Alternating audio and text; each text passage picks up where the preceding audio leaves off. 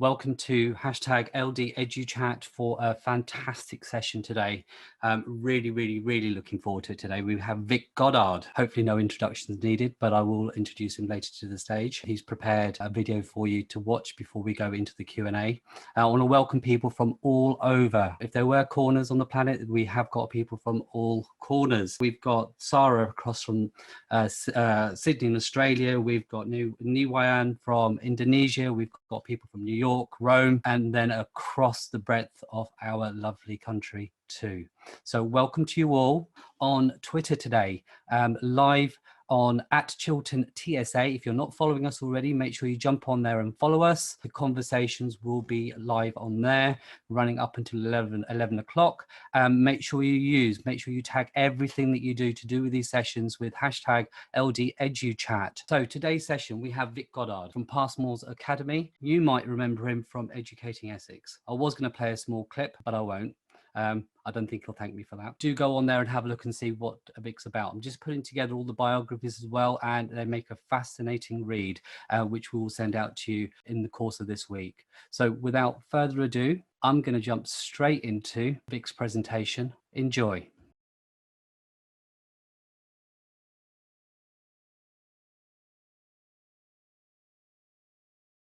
Good morning, everyone. Well, I say everyone. Good morning, anyone who out there who's not a family member or somebody that I pay. Welcome. It's lovely to see you. Also welcome to those other people, of course, but you know, they're probably here because they have to be. Thank you for coming to my session. I wasn't knowing if anybody would, and I still don't know as I record this night before it goes out. But if you are here, thank you. And a little bit about me. I know Arv, thank you for that. Arv has introduced me, but just a little bit of more context. I'm very fortunate that I've worked in a variety of settings and taught a variety of ages. So I've taught from nursery all the way through to the end of high school in year 13. I've also been fortunate enough to be invited to talk to some universities. So I have a real range. I also worked in different settings outside of the country. So I worked in the Middle East for 3 years in Cairo at the Modern English School in Cairo, which was fantastic. I had 3 brilliant years there, but learned quite a lot of lessons around working with quite privileged families. The president's grandson was at the school, for instance. So I'm very aware of the challenges of that end, but also, working in areas where, some of the challenges around aspirations and things like that. So quite a varied range of things for me. I'll be honest, when I agreed this title, I didn't know what anybody else was going to be talking about in this series of CPD meetings. And everything else is quite highbrow, some of it really challenging. And I'm not quite certain that this is that. But there were reasons why I chose these topics, this particular topic. The first thing was that I thought it was something that was very relevant no matter what stage of your career you're at in school, or actually in whatever profession you're in, if I'm honest. If you're an NQT who's just suddenly expected to start phoning parents up and having conversations, probably never had any training at it at university, because I don't wonder how many universities in part of their IT, or in many schools as part of their IT, actually model how to manage a difficult conversation, how to make that phone call. That's one reason. And actually, even as a head, I have a lot of challenging conversations. Therefore, it was relevant to me. So all the way through our career, I think this has a relevance. I think the other thing is from my own personal experience, it is about anxiety. This was something that caused me anxiety in the past. And if I'm honest, still does. I just manage that better now. So a difficult conversation for me is anything that you go to bed thinking about and you wake up thinking about the next day. And I'm sure many of you have been in that situation. Or it's in your diary and you can see it coming and you can feel your anxiety building in it. So in reality, they could be anything that causes you to feel that way, or you feel is difficult. And I don't think this will change no matter what we talk about.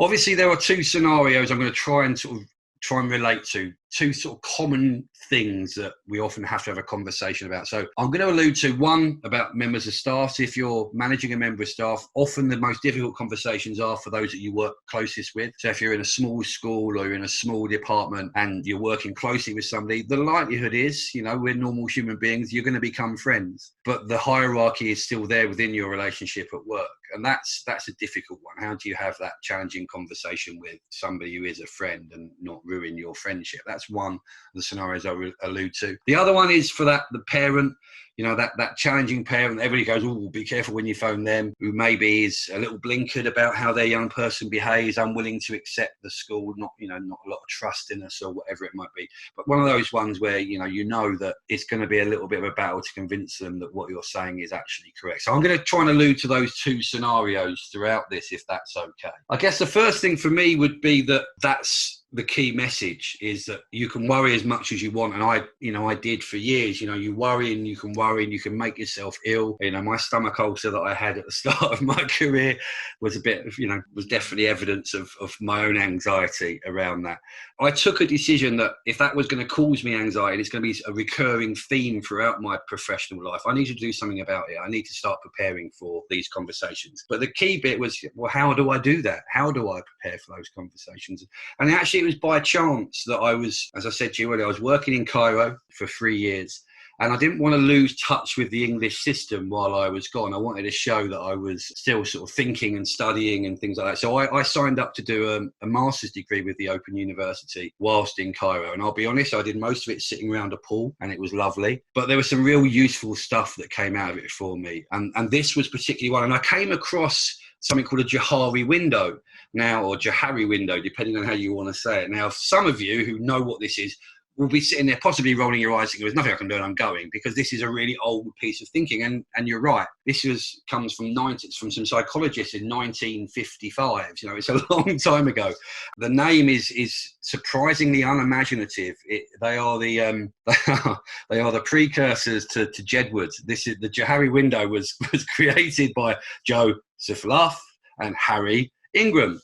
And it was really aimed at communication and about how individuals and teams can communicate better, I think. I think that was probably the driving force behind it. And I'm sure it's been superseded by other ways of thinking, other ways of doing stuff. And if you've got something beyond this, that's great. For me, this was just a way of sort of structuring my thinking and helping my preparation. So if you haven't seen one, here it is. If you have seen one, you'll know this already. So it is about knowledge. It's about what's known about certain things, certain situations, certain people. What's known to ourselves, what's not known to ourselves, what's known to others, what's not known to others. The bits in the middle are sort of my take on what that actually means. And I'm going to go through each one of those individually. As I said, this is just a way of organising my own thinking. This is something, a process I go through quite deliberately if I'm going to have one of those conversations. Previously, I would actually write stuff down because that would help me. Now, I don't tend to need to do that. It's just a process. So if we start off with the public arena, establishing common ground, this is a really key part of the whole process for me, because actually this is the start. And what we don't want to do is start off any difficult conversation by raising emotions. We want to stay out of that limbic system, really, if it's all possible, and keep us in the neocortex. We want to be thinking rationally. We want to problem solve. We want to be able to communicate clearly. And how we start any conversation will be a real trigger for what direction it's going to go. So I really have a really clear pattern in how I start my conversations. If we look at the first scenario with a member of staff who I work closely with, but I do line manage, but is also a friend, it's about separating those things out. So we may think that everybody knows these things, but prior to a meeting, I would sit down and go, okay, these are the things I need to make sure we all know, even though it's in that top left box, even though it is in the public arena, I actually need to make sure that everybody realises this is what it's about. So for me, that's a starting point. The starting point, if I'm talking to a member of staff, is, well, everybody knows that we're friends. So I need to work out how I'm going to manage that. They know they're my friend. I know they're my friend. So the starting sentence in that is all really important. So for me, with a member of staff, I'd say something like, listen, we're friends, I understand that, but we're also professionals.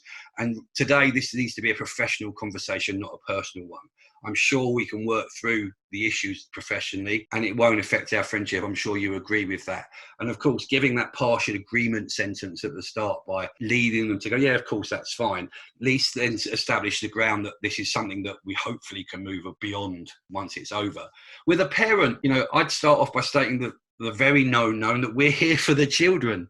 It is in the public arena, teachers are for children. That's what we're there for. And just to remind parents at the start of a phone call, firstly, I'd make sure that we show common courtesy, and that's with a parent, if we are phoning them, to ensure that they actually have got time to talk to us. I'm sure that goes without saying, but just a quick reminder that, the opening line of, "Hello, it's Mr. Goddard from Parsmore's Academy. Just want a quick chat with you. Have you got 10 minutes? Is this convenient?" Because that's at least shows that you're aware that they also have a life, and it's not just because of your anxiety that you're rushing something through. I then go down to, obviously, you know how much I like Billy. You know how much I work with Billy. You know how much I want Billy to be a success. I'm sorry if your child's called Billy.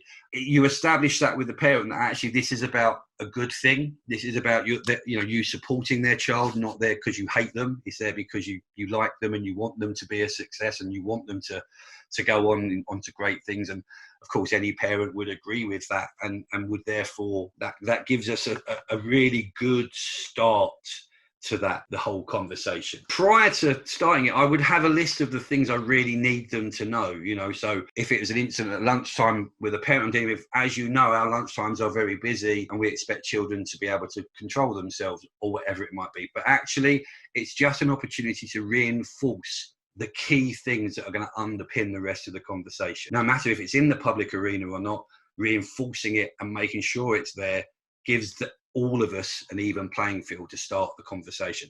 So that's sort of the top left box, making sure that we cover the key things that are already out there in the public, reinforcing them. Second, as we move down the column from everything known to everybody, this is the bit there we have to make sure that we listen.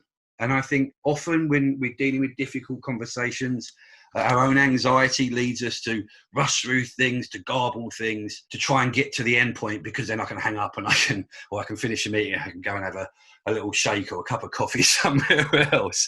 But actually, this section, this part of the conversation is really important. You've spoken about the facts. This is the undeniables.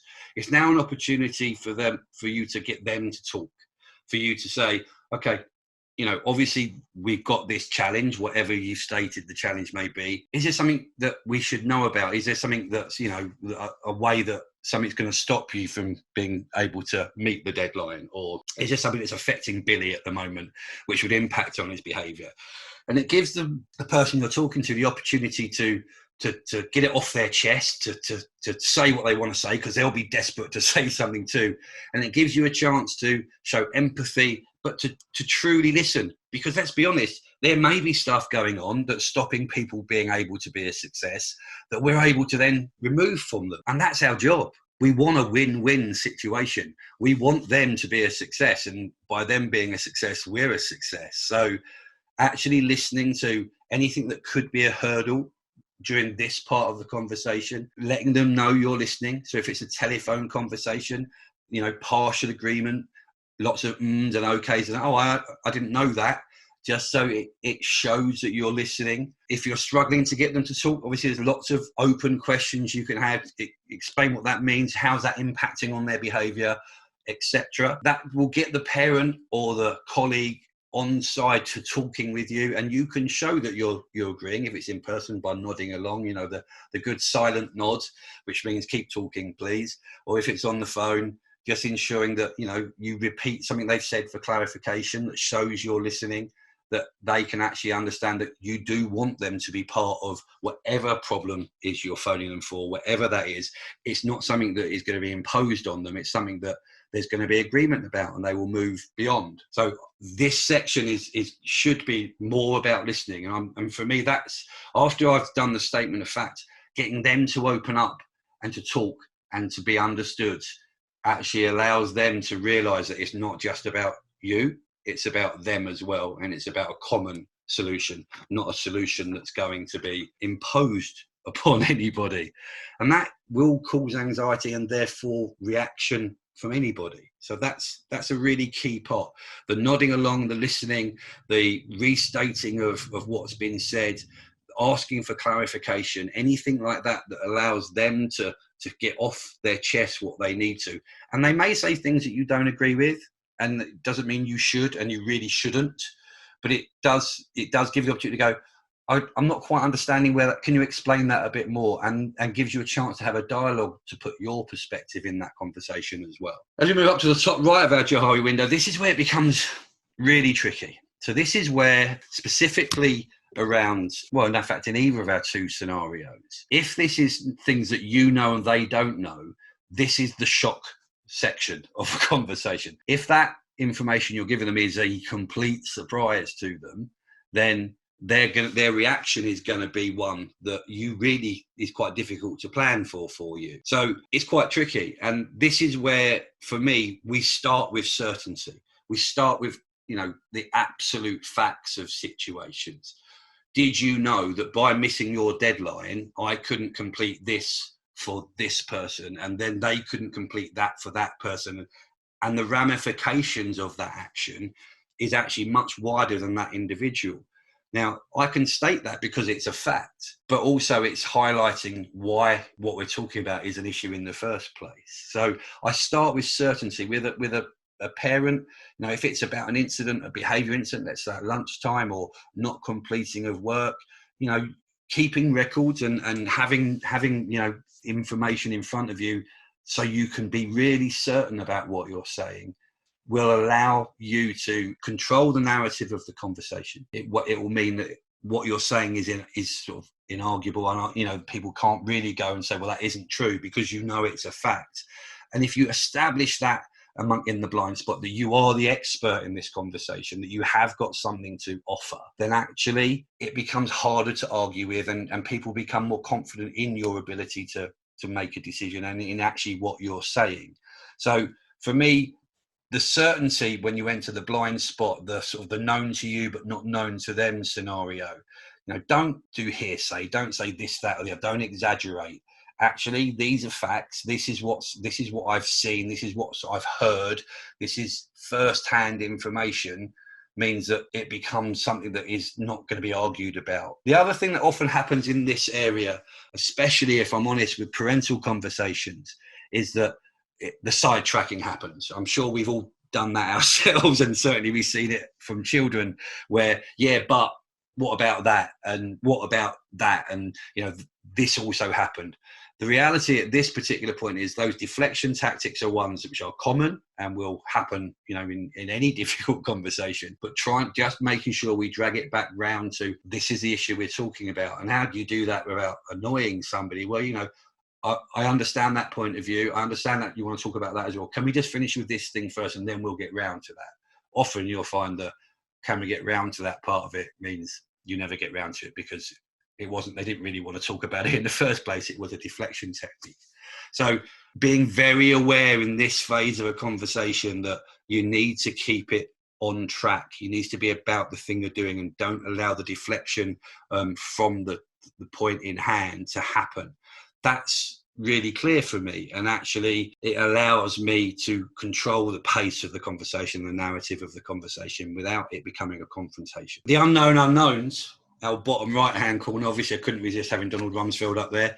The reality is that we can't really discuss those because none of us know about it. So it's there for, we will know there are things that we don't know. Sorry, Donald, stealing your lines. But the reality is that it's too much of a tricky area. So let's stick to facts, and we can surmise the future and we can have agreements around that. But the reality is, until we get to that, we're not going to be able to, let's not muddy the waters. The reality is that no matter what process you use for preparing for a difficult conversation, the reality is you need to prepare. If you've got something that's going to cause you anxiety, if you've got a conversation that's going to be difficult, then the thought of just rocking up to it and having the conversation without having thought through what my desired outcomes is, how we can shape the conversation to get to that desired outcome, is going to be more likely to lead to you failing than being successful, if I'm honest. You will end up with more confrontation if you don't do that. And the more confrontation you have, the more anxiety you have. And we end up with this cycle where people then stop phoning home, especially to parents. Stop phoning the parent because you think it might be difficult. The reality is we know that that's a real strength in building relationships and getting support and helping a young person. And you're not going to help yourself in the long run if you refuse to do that. The other reality is that if you start liking difficult conversations, I'd suggest you probably need some help, because they're not pleasant. It's not pleasant knowing you're going to have a row or thinking you're going to have a row. I don't sit there with, having prepared for a parental meeting going, okay, I'm really looking forward to this, because I'm not. The reality is I've become better at doing them. I've become better at getting to the desired outcome that's best for the child or best for the school or best for that member of staff or best for me. I've become more successful in those, but I still have nervousness about them. They still, make me think about them, but I do go in feeling more confident that we're going to get to the right spot rather than worrying whether that's the case. So for me, the key parts of it, just, doesn't matter really which order you do stuff in. That's how I do. That's the order I use, and that's the thinking process I have for them. The bottom line is, if we start with certainty, we start with facts, we start with the fact that we all want to be a success. We start with the facts that, we want Billy to be happy and safe. We start with the fact that we want you as a member of staff to progress and become an excellent member of staff. They're indisputable. So if we start with them, we start with a common agreement. If we start with common agreement, we can generally move forward from there. Listening is really important. That's where the preparation allows you to do that, I think. If you don't prepare, your anxiety builds. If your anxiety builds, you become and you want to talk too much. And in reality, you want to get to the end of the conversation rather than going through the process to become to the right conclusion. It becomes a false conclusion, a conclusion that potentially parents end up resenting, and the next time you phone them, they won't trust you. So stopping and listening to your colleague, and actually finding out that they've got so much stuff going on at home at the moment that they need some support. They may need a little bit of time. We may need to cover a lesson, heaven forbid, to allow them to meet a deadline because they've got stuff going on at home and they're caring for somebody or whatever it might be. But actually, until we stop, until we listen, we won't know. The summary of the meeting, the end point of the meeting is really important. And actually, for everybody to leave that knowing the same things and having come to the same conclusion is absolutely vital. It's vital that that restatement of this is where we've reached to and this is what the next steps are. If we're not doing that, then that leaves so much more leeway. And if that outcome is one that, means you need to go away and do some more research or do some more thinking or talk to some more people or put something in place, that's okay. It doesn't need to be a full stop outcome. It could be a, to be continued outcome. So the final part for me is follow-up is really important. If you're phoning, let's use the parent scenario, if you're phoning a parent and the solution is that, you've agreed that Billy's going to have a detention because of failing to meet a deadline or behaviour or whatever it might be. Personally, I mark that. There's a little thing in my, maybe in my brain, I might write it in my register next to the child's name, that when I get the opportunity to contact that parent in a positive way, I'm going to do that. Or if we set a deadline for something and it's met, I'm going to follow that up. If the next time I talk to that person or the next time I talk to that parent is again a negative, they'll get to the stage where everything's a negative conversation. Every time they see the school number, their hackles will rise. We're in the limbic system and out of the neocortex before we've even started the conversation. So for me, making sure that we take the opportunities to follow up as necessary. And it doesn't take long. The quickest phone calls I make are positive ones. When I phone a parent and go, just wanted to let you know, don't panic. I'm not phoning up because Billy's in trouble. I'm phoning up to say, he produced a brilliant piece of work. And even more importantly, he produced it before the deadline or on deadline. Parents are dumbstruck. Normally go, oh, that's great. Oh, I really appreciate that. Thanks for letting me know. And the conversation's over. You go away having a few brownie points in the bank, and actually the parent feels good about their child. And you never know, that child might have a better night after that. I realise I've rushed through quite a lot of stuff there. Hopefully you understand it's about process, and that's my process, and it's one that was worked for me for 20 odd years. It may not be a process that works for you. My biggest single piece of advice is, if you're worried about having a certain conversation, then prepare for it. I hope that was useful in some way. Right now, I shall try and work out how I stop the recording. Thank you. Thank you so much for taking the time for putting that together, Vic, and also joining us live today as well. And we can see you. Good morning, Vic. Morning. Don't I talk quick? Oh my gosh, I just gabbled on. I'm so sorry. I was sitting in the background going, just take a breath, Vic, just take a breath. Don't worry, people will be watching that and pausing it and making notes and passing it around. So don't worry about that. It'll be available on our YouTube channel and people can watch it slowly. No, it was perfect. Absolutely perfect. So again, thank you for joining us today. Pleasure. I know how busy you are, as most heads and leaders and school staff are at the moment. So even more appreciated that you could take the time to actually put this together for us. Where should we dive straight into the questions? Where did you want to start with, Vic? There's a couple of questions coming in through Pinder, Shanika, around if you line manages somebody above you in a hierarchy, which I thought was quite an interesting one. I think some of the questions that are going to come through are going to be around you know, those Armageddon sort of scenarios. There are times when you can't solve these situations, you know. So all I'd say is if you're managing a member of SLT, you know, the head of maths who has to manage me teaching lessons, obviously it's difficult. My suggestion would be that you just check your process. If your processes are right and you're giving them a chance to meet the deadlines and you're putting everything in place and you are reflecting on the fact that they also have other deadlines potentially that you don't know about. And so my starting point would be, you know, again, it's a statement of facts. You know, we had a deadline for this. I've sent you this reminder. I just wondered if there's something that I can do to help, because maybe you've got a lot on at the moment because, you know, what's going on in your life.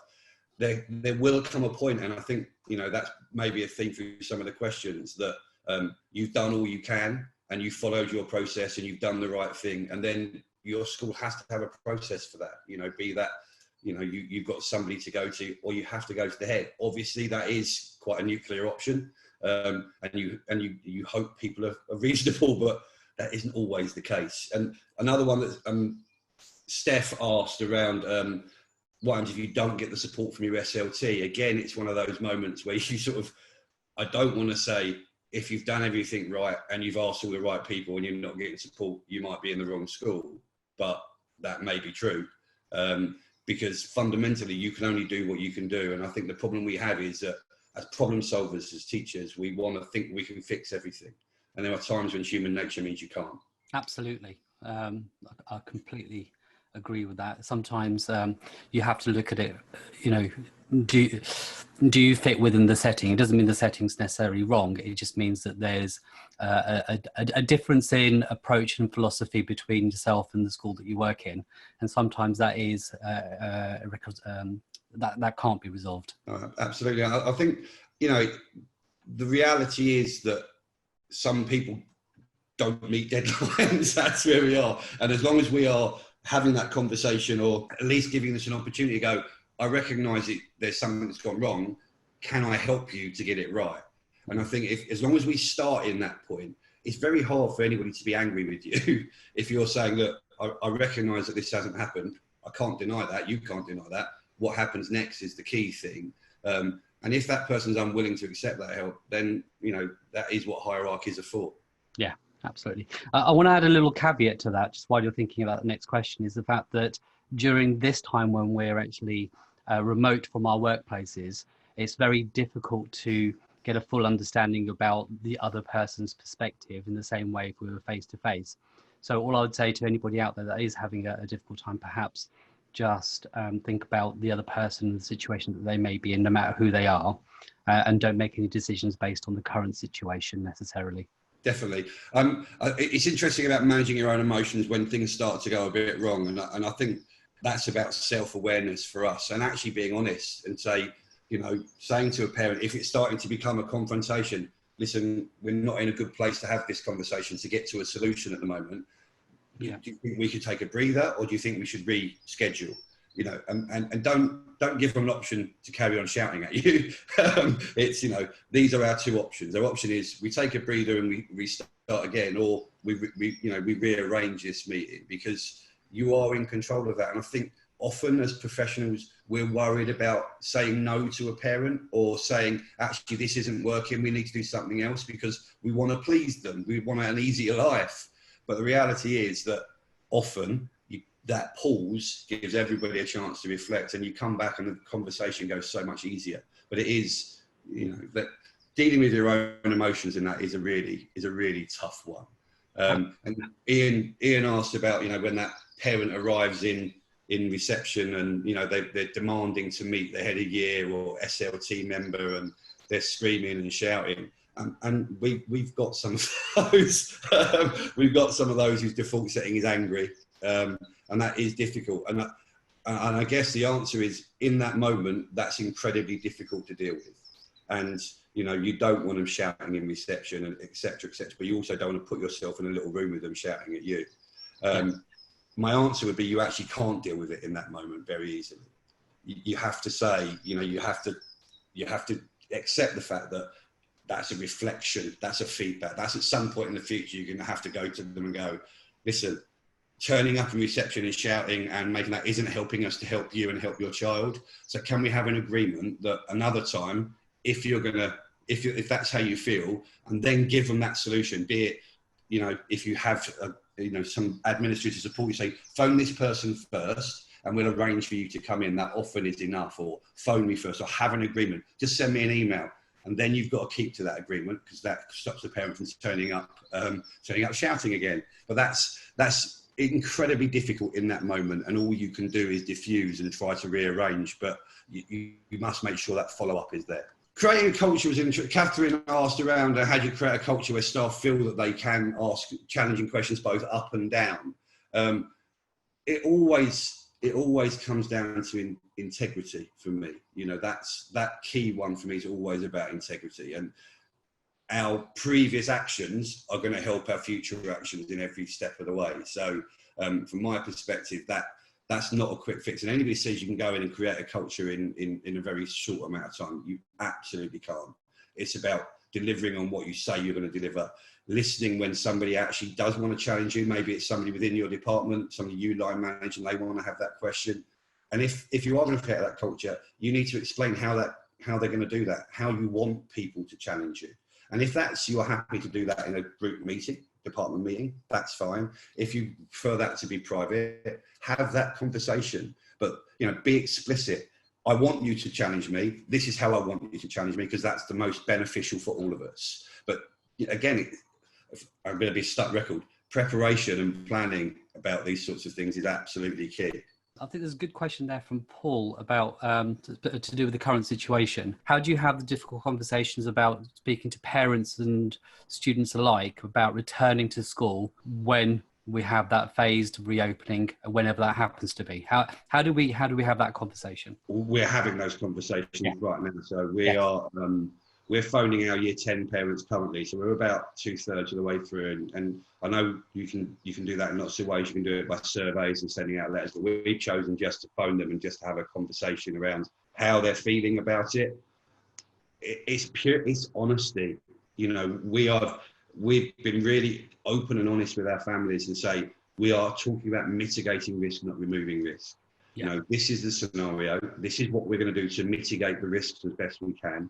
This is the risks that are still present, and treat them like adults. I think too often we forget that parents are adults, and we treat them in a similar way to how we treat their children. You know, if Billy's difficult, we've got an imagination that the parents are going to be difficult, and actually we just need to be honest. And I think nobody can ever come back to you and say that you were wrong if you were honest about it, because then if you are wrong, it's an honest mistake and not anything you tried to hide. So for me, right now, it's about real honesty and real integrity. This is what I say, this is what I'm going to deliver. And if you do that over a consistent period of time, people trust you. Absolutely. Sorry, that was from Ross. I've just found where the question is from. Thank you, Ross. Because I think when I spoke to you a couple of days ago, you were partway through phoning all the year 10 students, I think, at the time. Yeah. Just asking their views about their feelings, I suppose, about returning to school. And I think you're absolutely right. And I think in your presentation, you said deal with the facts that you do have. I think the difficult situation is that quite often we have more facts. So that 70% threshold that we try and look for in terms of that we can go ahead and make a decision. And I think we, at the moment, feel that perhaps we haven't got that 70% to be able to advise correctly. And I think that's where the nervousness comes from, I think. And I think, you know, you're actually right. Throughout it, I've talked about having a basis, a solid foundation for your conversation. That solid foundation has always got to be facts, and the facts you can actually prove. And if you revisit that all the time, then actually it becomes a conversation that at least you have a starting point, a baseline for. And that baseline is, well, this is actually what happened. This is actually what we can do. There will then be, you have to allow for opinion. You have to allow for people to have opinions, and that's okay. but you're going to deal with the facts of the situation rather than anything else. And you know, again, these aren't quick fixes. You aren't going to remove your anxiety from dealing with those things. You aren't going to remove other people's anxiety. But what you're going to do is make them manageable. I've got Joe Richardson, who's got his hands up at the moment. Joe, are you with us? You hear me now? Yeah, can hear you. Happy days. Good morning, Vic. Morning, Joe. How are you? Very well, thank you. Right, I've got a question about what happens after you've had the difficult conversation. I think there's loads of staff out there, even at the current time, but certainly in normal times, who have to have really tough conversations. Sometimes they're about safeguarding and the welfare of children, and that can even involve staff in school as well. And sometimes it's even about, sadly, I've sat across the table and told someone, I'm really sorry, the government's cut our money. We don't have enough money. You haven't got a job going forward. They are really, really brutal conversations to have. So my question is around the care for yourself in the long run after you've had what can sometimes be a very difficult conversation. Yeah, it's funny that, Joe, because we went through a restructuring process at Passmore's 4 years ago. And you have to tell people, and I've worked at Passmore's now for 20 years, so these people are family. Family comes in many forms, as I say quite regularly, and these people are. And you have to be brutally honest with yourself around how that's going to feel and prepare yourself for that. I always, I said in the sort of video about the starting point of a conversation being key. And I think the starting point of those conversations is even more key, accepting the fact that it's difficult, telling them that this is really difficult and it feels difficult for me. So heaven knows what it feels like for you to be sitting on the other side of this table, and just be open and honest about that. And I think if you base everything back on, I think we too often want to feel that we're in control and want to show that actually I'm in complete control of all of this and my emotions are all under check. And for those that know me a little better, they'll know that I'm rubbish at that. And, I could pretend that nothing's going to upset me. The sick on grin can be there, but the eyes won't lie. So for me, if I'm honest about my own feelings and what I know that it's going to be like sitting on the other side of the table, and give them a chance to speak really, really early in the conversation. I think too often we control the narrative in those really challenging ones and go, this is what I think, and we just talk at them because we need to get it off our chests. But actually, we're giving that conversation, we're not receiving it, and we need to stop and receive that and say, this is how I feel, this is the situation. How do you feel? Give them that chance early because they earn that, they deserve that. You can't say that it's going to be easy. I cried on many, many occasions through that process. Sometimes in front of the staff, sometimes out, and I don't give a damn. And well, that's not very professional. No, that's very human. And for me, people will buy into my humanity before they'll buy into my professionalism. And I think that's important that we recognise that. I think Mary Myatt in one of our previous sessions said, we're human first. Yeah. Human first before we're teachers, human first before we're learners, human first before we're parents. From that point of view, just recognising that, not just in the people that we're sort of talking to, but also about yourself as well. To be honest with yourself about what you can actually achieve in any one situation. The whole superhero teacher thing. I know that several years ago there was a headline, a front page in one of the newspapers about these 7 superheads that were going to go and save the world, many of which have fallen by the wayside. There are no superheroes in this. We'll make mistakes. We're human beings, and actually, the moment we try to pretend we're not going to get anything wrong, it's a disaster because people will find something wrong, like the spelling mistake on my first slide today. Yeah, I'm going to go to one more line. I think it's Segun. Segun. Okay. Hello. Oh, hi. Hello. Hi, Segun. Yeah, Segun. Hi, Segun. Hi, Segun. Yeah, I am calling from Africa, Nigeria. I'm absolutely honoured. Thank you. My question is: this is a difficult time, and it is a global phenomenon. As a leader, how can we be of help to our students mentally, socially, and psychologically? And how, as a leader, can we get in touch to all our parents? Thank you, sir. No problem. I think that I'm going to allude back to the previous answer, actually. We haven't got answers right now. The best scientists in the world haven't got all the answers right now. But unfortunately, or fortunately, the privilege of being in a position where young people in our care look at us like we have got the answer, have an expectation that we know what to do next and how things should be, because we do in our subject. If I'm a history teacher and they ask me a history question, I'll know the answer. But if they ask me a life question, like right now, I haven't. And again, it's back to that honesty with them and going, this is what I know, this is what I feel. What do you know and what do you feel? And actually, for those young people, it's again, listening is the key thing for me. And I think that's generally the case. So with regard for parents, the key for me throughout all of what we've been going through the last few weeks has been, you can't communicate too much. You can't send too many messages. You can't send too many little things out there, you know, to parents, just little and regular. I think too often we don't contact parents because we think we've got to write a long letter or we've got to do something fairly substantial. The reality is a short touching base now is really, really appreciated. So for me, we write a weekly newsletter. So it still goes out every Friday. And, you know, in that we sort of sum up the week, we send in any stuff the kids have sent us, and we talk about where the school is right now. This is the position we're in now. This is what we're thinking about. This is what we're going to do next week. We're going to phone you all and have this conversation, and just real clarity around what our next steps are going to be. Not the answer, just what our next steps are going to be. Because the reality is that clarity has been something that we've all struggled with over the course of this lockdown from the government, if I'm honest, from our government. I don't know what it's like in Nigeria, but you know, the communication from our government has been so shifting so too regularly.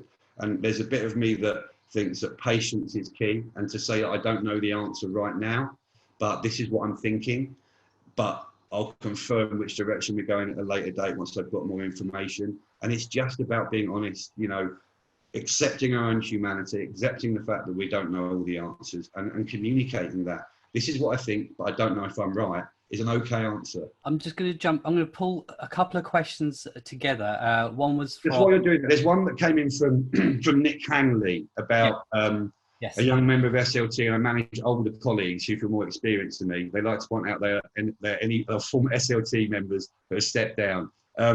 If I could just say to Nick, I started at Passmore's as a much, much younger version, thinner version of this. And I remember very early on, in fact, I think it was day one or day two, being in my office, little office down a dark corridor. And I remember staff bursting in with a, can I just say that member staff doesn't work there anymore and we don't accept this behaviour, but bursting in attached to a young man by the collar, you know, sort him out and deliberately putting me on the spot to say, you know, what are you going to do about this?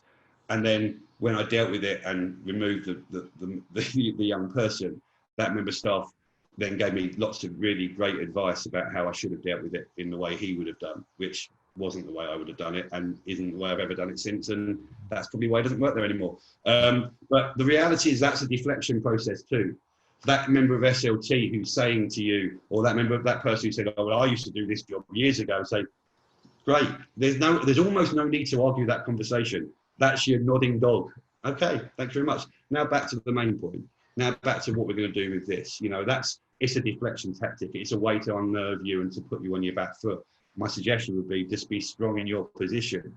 If they're a member of SLT and they're in your department, they're in your department. So, you know, have confidence in your position. Obviously, that confidence is greater when you know you're going to be backed up by the people around you, and we're back to that SLT supporting you conversation. But for me, that's just a deflection tactic like anything else, and you can nod your way through that and then deal with the issue. So that one just flagged. That one just jumped up. No, that was actually one of the ones that I was going to flag up to you. Okay, good. The other one is actually sitting at the top of the list at the moment, and that's from, and I think. A general situation is from Veronica, but also probably more apt at the moment in a current situation where you've got whatever you class as poor performance when mental health of the affected staff member is an issue. obviously there's a legal HR approach to this, that you have to, whether it's a recognised mental health, I don't know, or whether it's something that you've detected as something that is a colleague, and you're thinking, I'm aware of this, even though it hasn't been diagnosed in any way. So I think there's two elements. There's somebody who perhaps has got a diagnosed issue, or perhaps more importantly, if they haven't, but you suspect that there is. Again, it comes back down to in my humanity, what's the most important thing to deal with? That's the bottom line. You know, if you're ever on an interview for an SLT post, they'll probably give you a prioritization task where they give you 10 different scenarios and you have to write which one you do first and why. And, you know, I'm going to give the game away now. Obviously, the answer is safeguarding first, safeguarding second, and safeguarding third. You know, that's the obvious answer. And if I'm honest, that's the case in this particular instance. You know, what's the thing that's the most important for this person as a person rather than this person as a teacher? And that will be my priority. So whatever that looks like, if you have, you know, we've got counselling services that we can offer to staff, etc. You know, that has to be the first thing. And I'll be honest, if the mental health is stopping them to be a success, then the school needs to put a support network in to help that member of staff. And if that is, you know, you need to have a separate conversation. There are some members of my staff that I know that I can ping them a quick email, say, pop along and see me. And they'll pop along and see me without any issues at all, and we'll have a conversation. There's other members of staff that I will go to their classroom. I will say, I'd like to have a chat just to let you know it's going to be about this and there's nothing to worry about. I actually want to pick your brains, because I know that the anxiety it will build up by being summoned to my office is hideous in that member of staff, but not in that one. And it is about knowing our staff. You know, that member of staff I have to go to the room to is actually a fantastic member of staff who does everything really well, and I often ask advice from, but I'm also aware that they struggle with that being summoned. So it is knowing your staff. I think there's one in here somewhere about dealing with that member of staff who sort of who dominates conversations and stuff like that. And for me, I had a head of the department who, no matter what I tried to introduce through a staff meeting, would have a problem. There'd be a problem with it. There would be a reason why it didn't work. And so with that member of staff, I deliberately used to go to them before I announced it publicly and had them in my inner circle in their minds. I went to them and said, this is what I'm thinking of doing. Can I use you as a sounding board? Can you give me some feedback, please? And often they'd come in negative, and I'd, you know, leave it a day or so. But then eventually they'd come around and they'd give me advice on it. I could then at my staff meeting go, by the way, this is what we're thinking of doing. Andrew gave me some great advice, or Steve gave me some great advice, or Julie gave me some great advice. And I'm incorporating that. Instantly, that person is going to be on your team. They're going to be speaking up on your behalf. It's about that pre-planning and preparation. Again. Where are we going to jump to next? I'm just trying to see. It's very hard to answer and scroll at the same time. I'm not good at In fact, my ability to multitask, I think, has got worse over the course of this lockdown. So I have to really focus on one thing at a time at the moment. Charlotte talked about if, you know, a member of staff does the nodding dog, you know, and agrees with everything and accepts all the help, but then never acts upon them. There's processes in schools. You know, we have no performance-related pay at passwords and never have had, because there's enough processes involved for me to hold staff to account without making it about their salary. And I think that for me is what processes are in place in the school for that scenario. And if there isn't one, then talk to somebody who can put a process in place, because there should be. You know, that should be quite clear.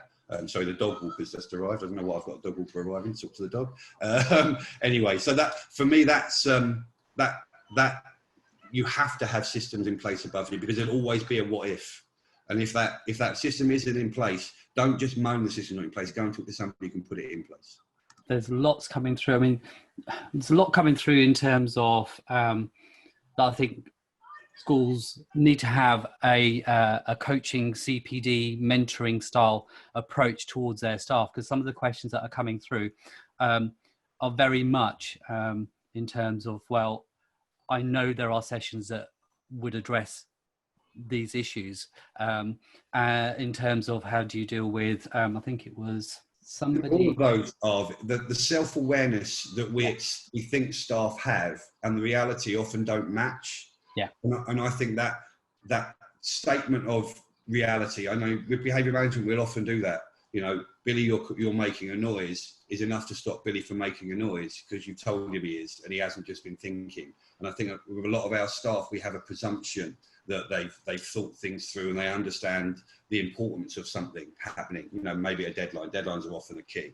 They don't realise the importance of that and the knock-on effect. So having that conversation, and if there is no improvement, then there are solutions that schools have for dealing with people who are intransient and not doing as they're told. Again, you as a line manager in that situation need to know that support's going to be there for you, and you want that to be the case.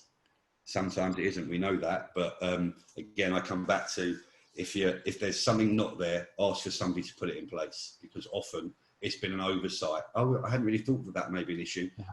Let's agree a process.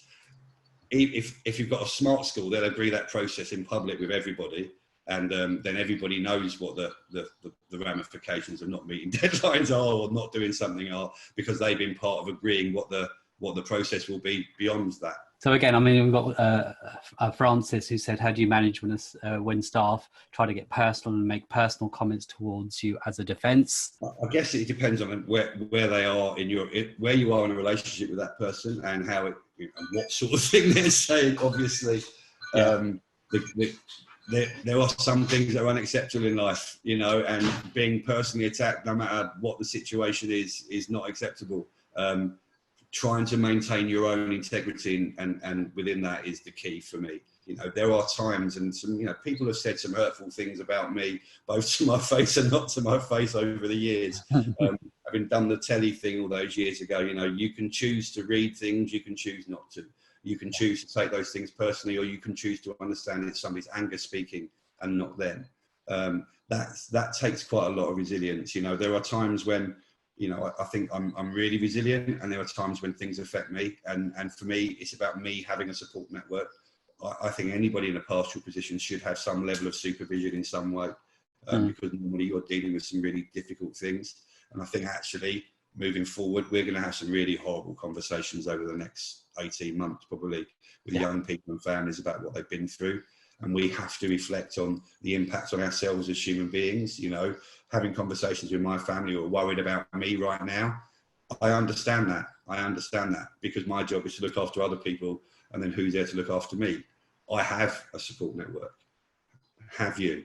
And if you haven't, how do you create one? Who's your confidant? Who can you pick up the phone to? And there are lots of great coaches out there, and coaching is key, you know, because in all of these things, you can run into an Armageddon scenario at any point where you can't get out of it.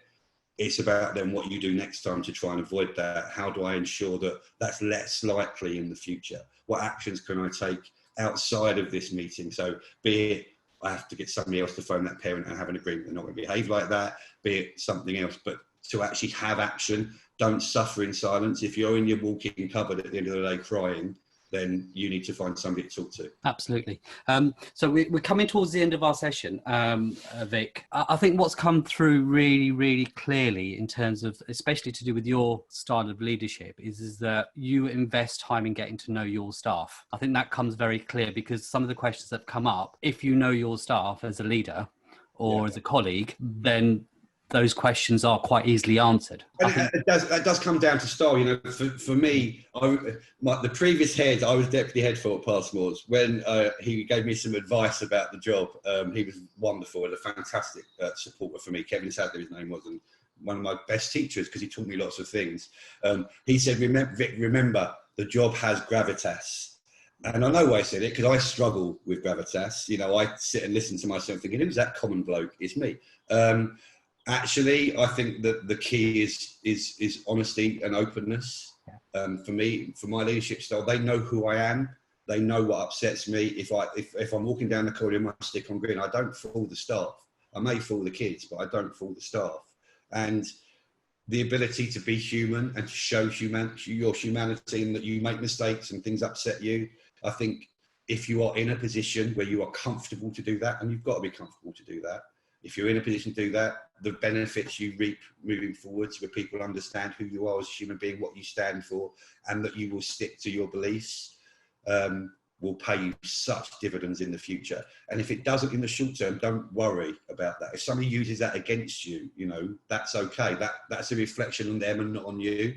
I've had members of staff who, you know, miraculously seem to have, you know, issues at the end of every holiday, at the start of every holiday. You know, oh, my flight was stuck, I'm in Abu Dhabi. And if by the third time that member of staff's grandparent has died, you know full well that they're taking the mick. Everybody knows. You haven't got to necessarily point that out, because the reality is they'll pay for that in the future. That they'll, you know, you reap what you sow in life, and being honest and open and having integrity will pay back so much in the future in every conversation you have. Yeah, I couldn't agree with you more. So I think what we'll do is we'll end the session now, because I think we could talk all day, I think, if we had the opportunity. I feel really bad. There's these questions here that I haven't answered. I'm really sorry, but I am on Twitter. I'm happy to have a conversation with anybody when I can find the time. What I will do for you, if you have got 5 minutes, I will let the session run without our cameras and mics, so just so you can finish up typing some of the questions. So thank you so much, Vic. It's been an absolute pleasure. I can't thank you enough. Absolutely brilliant topic. And as far as you were saying, whether it's highbrow enough or not, I don't think it's a case of whether something's highbrow or not. It's whether it has meaning and value. And I think this type of session has immense meaning and value, more so now than ever before. So thank you so much. Can I just say thank you. I cannot believe that there's participants have listened in, so I really appreciate it. Thank you, and thanks for the invite. Be well, everybody, please. Thank you, Vic. Right, end of another fascinating session. And as with most of our sessions, the conversations continue on our Twitter feed, which is at Chiltern TSA. Go on there, follow us, use the hashtag LDeduchat. The conversations are still going. My phone was buzzing all the way through that, so make sure that you do. I just want to thank all of you. Teachers, educators, people that are involved in schools. The work that you do is immense. It's not an easy job, and at this particular time we don't have all the answers, but I think, as Vic said, be honest, be human. I think that's got to be the core message that moves forward. Don't forget your support staff. Your support staff, I know it's National Thank a Teacher Day today, but do not forget your support staff. They are the oil, the cement, whichever cliche you want to use, that keeps this wonderful sector going. As a tribute yesterday, I know she won't thank me for this, but Claire Justin, who you will have all received emails from, was made Employee of the Month, and very much well deserved. Our trust has Employee of the Month running every month throughout the year, and that's to acknowledge our support staff. Do not forget your support staff in the process of what we're going through at the moment. Do engage with us. Do give us feedback on how we can improve these sessions. But most of all, I want to thank you for your support. Thank you for joining us today, and thank you to all the new followers that we have on Twitter and on our webinars. This is me, Arv Cowshaw, signing out for another session of hashtag LDeduchat, and I look forward to seeing you in the next session. Thank you.